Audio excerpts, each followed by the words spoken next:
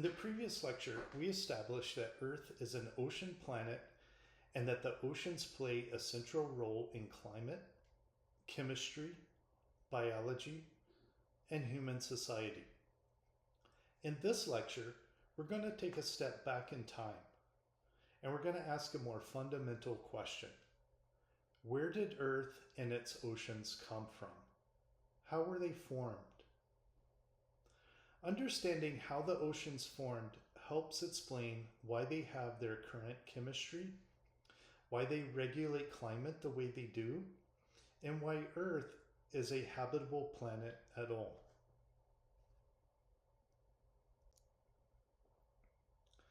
It may seem strange to begin an oceanography course by talking about Earth's formation, but the oceans did not always exist.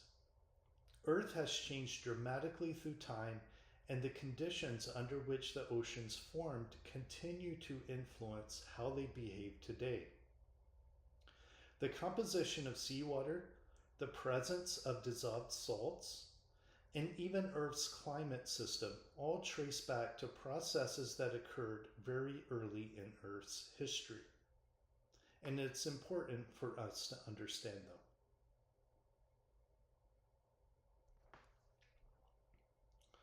Earth formed as part of the early solar system, which began as a cloud of gas and dust known as the solar nebula. This nebula formed as a result of the Big Bang.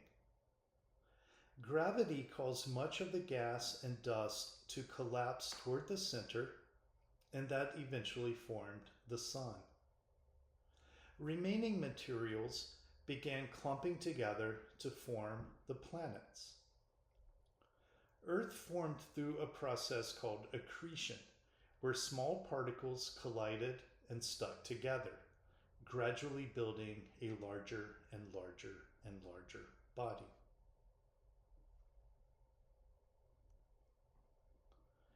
As Earth continued to grow, it experienced frequent impacts from asteroids and other debris. These collisions released enormous amounts of energy, generating heat. And in addition to impact heat, Earth was also heated from the inside by a process called radioactive decay.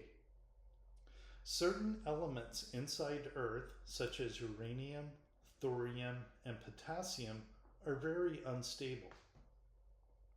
Over time, their atomic nuclei break down in a natural process called radioactive decay. When this decay occurs, energy is released in the form of heat. In the early Earth, this internal heat source was especially strong and contributed significantly to keeping the planet hot and partially molten.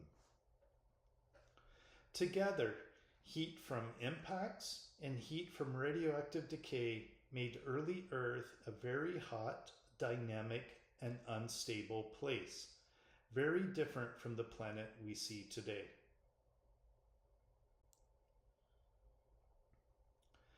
Because of this intense heating, much of early Earth was molten or partially molten. The surface was dominated by magma and widespread volcanic activity. This molten state is important because it allowed materials inside Earth to move freely and separate based on their physical properties. Heavier minerals, of course, moved toward the center. The most current radiometric dating techniques estimate Earth formed around 4.6 to 4.7 billion years ago. As Earth remained molten, a process called differentiation occurred. Dense materials such as iron and nickel sink toward the center to form the core, while less dense materials formed the mantle and the crust. This layering matters because it allowed Earth to retain internal heat and maintain movement within the planet. That internal heat drives volcanic activity and later in Earth's history, plate tectonics. We are not focusing on those processes yet, but the key idea is that differentiation allowed Earth to remain geologically active for billions of years rather than cooling completely and becoming inactive.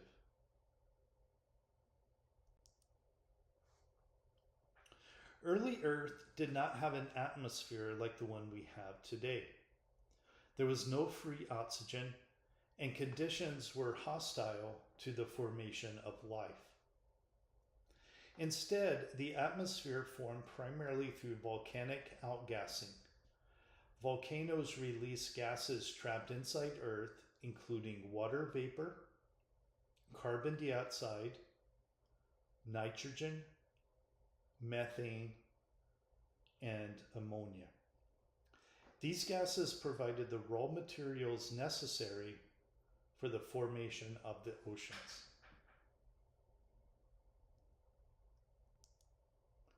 We are now ready to think about where Earth's water came from. It likely came from more than one source. The primary source was volcanic degassing, which released large amounts of water vapor from Earth's interior. Another likely source of water is asteroids and comets, which contain ice and may have delivered water to Earth's surface. Most scientists agree that Earth's oceans formed through a combination of these processes.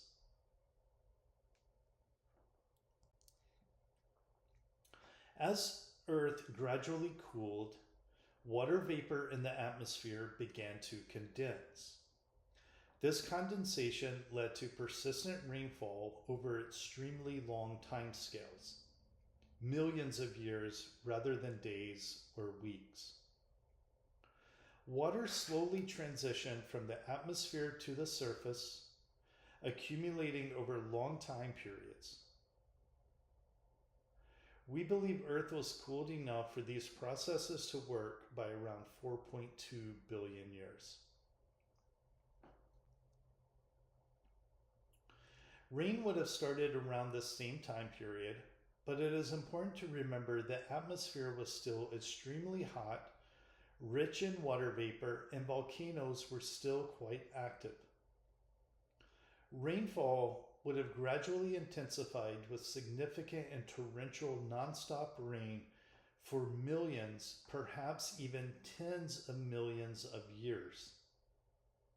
This critical cooling event transformed water vapor into liquid water and transferred that water from the atmosphere to the surface. Water collected in low-lying areas of Earth's surface, gradually filling the deepest basins and other low-lying areas. This process took millions of years and marked Earth's transition from a molten planet to one dominated by liquid water. The oceans were formed.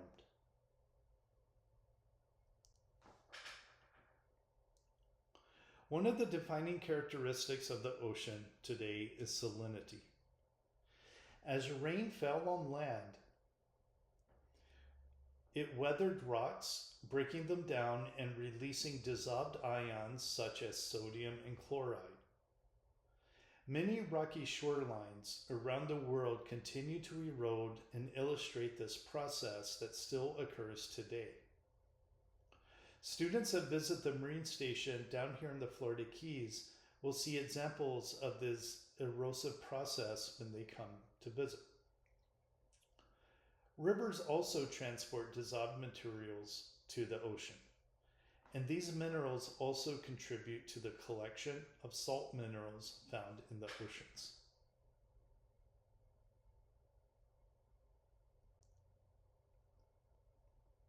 Water continuously cycles between the ocean and atmosphere through evaporation and precipitation. This is known as the water cycle, and you're probably somewhat familiar with this concept. When we include ocean water into the water cycle, we must remember that dissolved minerals, like the salts, are left behind when the water evaporates. When seawater evaporates, it is pure water vapor that enters the atmosphere, and the salts remain behind in the ocean. So evaporation can make the water more salty. But there is also a balance to ocean salinity because many living organisms use dissolved minerals to build the shells they live in and use for protection. And of course, the rainwater that eventually flows back into the ocean is pure water. So the ocean salinity stays generally at 3.5 parts per thousand, with some local variations found around the planet.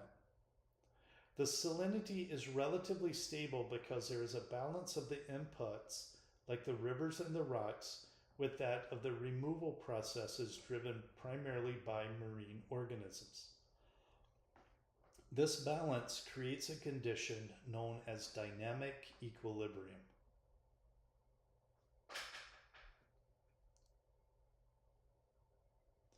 The water in the oceans is extremely old, but the seafloor itself is much younger.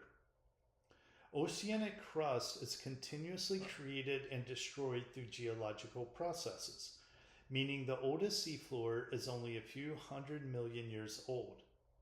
You can see the youngest parts of the ocean floor are around the boundaries of the tectonic plates, since that is where new seafloor is being pushed up from the mantle. We will discuss that in more detail later in the semester. This contrast between old water and young seafloor is highlighted here just to remind you that Earth is very dynamic and ever-changing. This will help provide context for our discussion on plate tectonics, which we'll cover later in the course.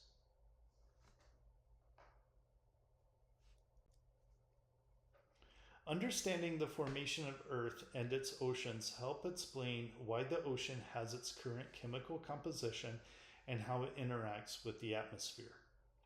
The oceans play a central role in regulating climate and maintaining stable conditions over geologic time. In many ways, the history of the ocean is inseparable from the history of life on Earth. Now that we have explored how Earth and its oceans formed, we are ready to shift our focus to how humans have studied the ocean. In the next lecture, we will examine the history of ocean exploration and technologies that made ocean science possible.